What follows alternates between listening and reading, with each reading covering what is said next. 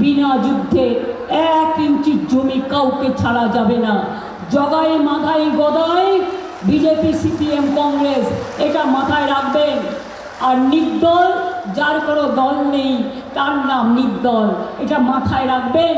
তারা black money white করার জন্য অনেক সময় কারো কারো প্ররোচনায় পা দেয়, সেই প্ররোচনায় পা আপনারা দেবেন না। নির্বাচনটা হচ্ছে রাজনৈতিক যুদ্ধ, এখানে কোনো মাথা নত নয়, এখানে কোনো কম্প্রোমাইজ হয় না।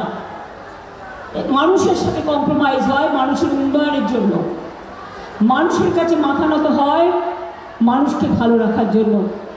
কিন্তু মনে রাখবেন, আমাদের কোনো ব্যক্তিগত স্বার্থের থেকেও দলের স্বার্থ, মানুষের স্বার্থ অনেক বেশি, সেদিকটা নজর রাখতে হবে।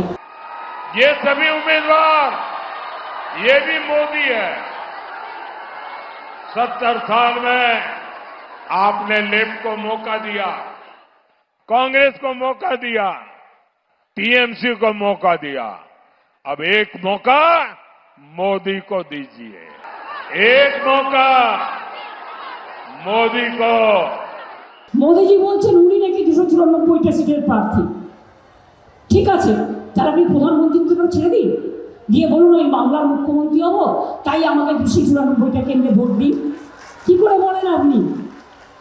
কোন পদটা নেবেন, প্রধানমন্ত্রী না বাংলার মুখ্যমন্ত্রী? আপনি তো বহিরাগত বাংলায়, আপনি বলে দিচ্ছেন সব কেন্দ্রে আপনি লড়াই করছেন।